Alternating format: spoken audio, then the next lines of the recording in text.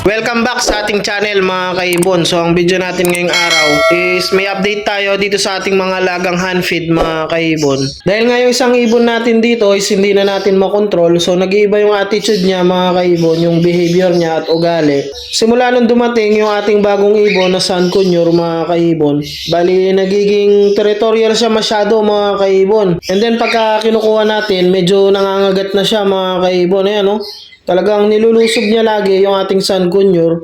So pagka pinakawalan natin na pinakain, minsan nga ayaw na niyang kumain, so lumulusob agad siya dyan. Ayan, binabantayan niya talaga mga kaibon. And then kahit ilabas natin yung box ng ating Sun Conure, yung lalagyan niya, hinahanap niya pa rin mga kaibon. Bali nagiging territorial talaga siya, tumatapang siya. Pero yung dating kasama niyang kakatil, okay lang, hindi niya inaaway. Pero ang sabi din kasi nung dating may-ari sa kanya mga kaibon, so kung matatandaan nyo, binili lang natin to na medyo matured na sila. So ang sabi ng may-ari, ayaw niya talaga na may ibang kasama. So ito lang daw yung sinamahan niya talaga. So marami daw siyang naalagaan na ibang ibon. So may mga Alps 2 nga daw din siyang hand feed, kaso lang namatay dahil nga inaway nitong si Zoro nung ating Indian ringneck. Kaya medyo territorial daw siya, and then ayaw niya daw na may ibang kasama. So itong si Yoshi lang talaga yung gusto niyang kasama.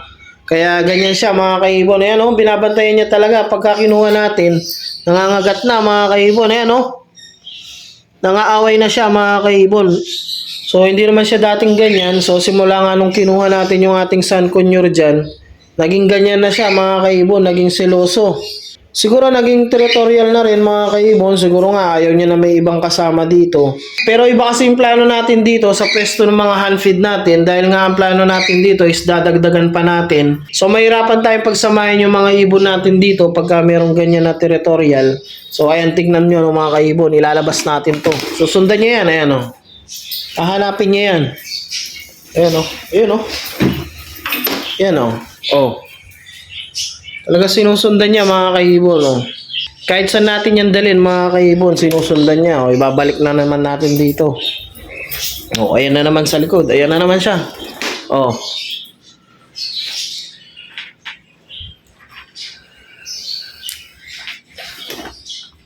So trinay ko na rin pinakita sa kanya yung ibon natin sa loob, yung Sun Conure. Binuksan natin yung takip. Kaso lang, inaway niya, pinagtutuka mga kaibon. Kaya hindi na natin uulitin yun. So hindi na natin ipapakita ulit dahil nga masyadong matapang yung ating Indian ringneck mga kaibon. So bali ang iniisip ko nga dito, ayan nilulusob talaga mga kaibon So pagka ganito yung Indian ringneck natin na sobrang tapang na territorial, hindi na tayo makakapagdagdag ng mga ibon dito sa ating pwesto ng mga hand feed natin. Plano nga natin is dadagdagan pa natin yung mga hand feed natin. And then gusto ko kasi yung nakikita sila dito mga kaibon na kahit na medyo marami na sila, pero hindi sila nag-aaway mga kaibon. Pero syempre kung ganito yung ibon natin na sobrang tapang, hindi natin mapagsasama yung mga ibon natin dahil may mga away sa kanila. Ayan siya mga kaibon. So wala na tayong choice mga kaibon kundi ilabas nga to. So gusto ko nga sana dito siya, kaso lang sobrang tapang niya mga kaibon. Kaya no choice na tayo mga kaibon, ilalabas na lang natin siya para gawin nating breeder. So dahil nga hindi natin madadagdagan yung mga ibon natin dito pagka gantong may nangaaway sa kanila mga kaibon.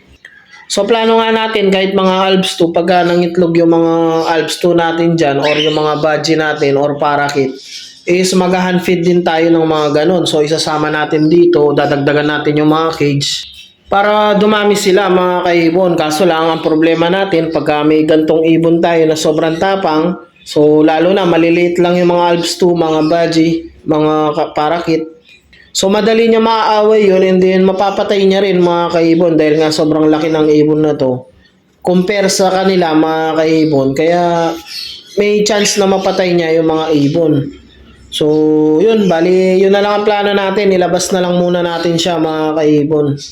Yun mga kaibon, bali nilabas na nga natin yung ating Indian ringneck dito na si Zoro. Ayan So medyo nag-enjoy naman siya mga kaibon. Ayan, maliligo siya. So nilabas na nga lang natin siya dito kasama ng mga breeder natin, mga alaga natin mga kaibon. So dahil nga sobrang tapang niya, hindi natin siya pwedeng isama sa mga hand feed natin. So nangaaway kasi siya mga kaibon. So hindi natin masyadong makontrol yung ugali niya. Kaya gagawin na lang natin siyang breeder mga kaibon. Ayan no. Mabait naman siya mga kaibon, kaso lang pagka may nakikita siyang ibang ibon, tumatapang talaga siya mga kaibon. Ayan no. So sobrang bait naman niya mga kaibon, yun nga lang talaga pagka hindi ayaw niya na may kasama mga kaibon. So pagka medyo nag-mature pa siya ng konti, titingin tayo ng kapares niya mga kaibon. So yun din, susubukan din muna natin bago natin sila pagsamahin. So lalagyan lang naman natin ng divider yan bago natin pagsamahin yung mga ibon para malaman natin kung mag-aaway pa sila or hindi na mga kaibon. So medyo ayaw nga niya na may kasama, pero mabait naman to mga kaibon. Ayan no. Pero ayan no, medyo tumatapang lang talaga pagka may nakikita siyang ibang ibon. So ayun, bali ayun yung mga ibon natin no. Ayan no. Ito yung ating kakatail. Uy, against the light. Ayan no. So tinatali muna natin sila, ginamit muna natin yung ating training leash. So pagka medyo tumagal-tagal, medyo nasanay na sila dito sa lugar. So pwede na natin pakawalan yan dahil nga babalik at babalik yan pagka ganyan hand feed sila. So training muna tayo, pakikita muna natin para mapamilyar muna sila sa lugar natin. And then ito naman yung ating sun conure, yan. So pagka nilalabas natin sila dito, nilalagyan ko na rin siya ng leash para pang training mga kaibon. Para masanay siya mga kaibon. So hindi katulad ng ganyan, ayan o. Hindi kasi sila sanay na naka-leash mga kaibon. Kaya tinatanggal talaga nila, ayan o. Kaya sinasanay natin. Ito nga, habang bata pa, sinasanay na natin. Linalagyan na natin siya ng ganito.